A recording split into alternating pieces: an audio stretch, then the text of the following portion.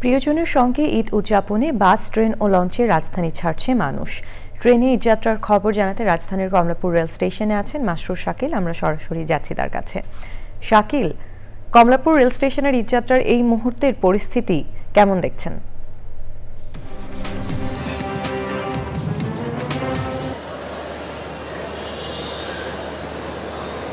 মৃত্তিকা, আচ্ছা, আমি আসলে আমার সাথে স্টেশন মাস্টার আনোয়ার হোসেন আছেন, আমি তার কাছে জানতে চাইবো, অনেক মানুষ দেখা যাচ্ছে, অনেক ট্রেন কি লেট করছে আজকে? আমরা তো ট্রেনের শিডিউল ঠিকই ছিল। না, ধন্যবাদ আপনাকে। অনেক ট্রেন লেট করছে না, সকাল থেকেই যেমন যে সকল ট্রেনের শিডিউল ছিল, প্রায় দু একটি ট্রেন 10-15 মিনিট বাদ দিয়ে সব ট্রেন যথাসময়ে ছেড়ে গেছে। আপনি জানেন যে আজকে ঈদযাত্রার শেষ দিন, সো শেষ দিন হিসেবে আমাদের যতটুক যাত্রী চাপ থাকার কথা সেরকম নেই।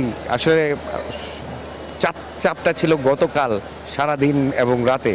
আচ্ছা, এনিওয়ে আজকে হচ্ছে এটা দুঃখের বিষয়, সেটা হচ্ছে আপনারা জানেন যে গতকাল কক্সবাজার থেকে ছেড়ে আসা ঢাকা অভিমুখী পর্যটক এক্সপ্রেস ট্রেনটি কালুরঘাটে দুর্ঘটনা পতিত হয়। সেই ট্রেনটি আসতে বিলম্ব হচ্ছে।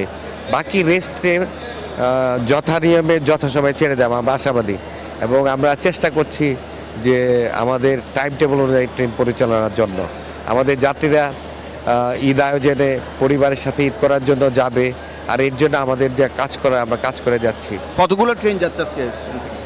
আজকে আপনার অবগতির জন্য বলছি যে আজকে আমাদের নিয়মিত যে আন্তনগর ট্রেন সার্ভিস সমূহ এইসব, এবং আমাদের ঈদ স্পেশাল, দুটো ঈদ স্পেশাল নিয়ে প্রায় হচ্ছে 45 জোড়া আন্তনগর ট্রেন আসা যাওয়া করবে, ঢাকা থেকে ছেড়ে যাবে 45 জোড়া।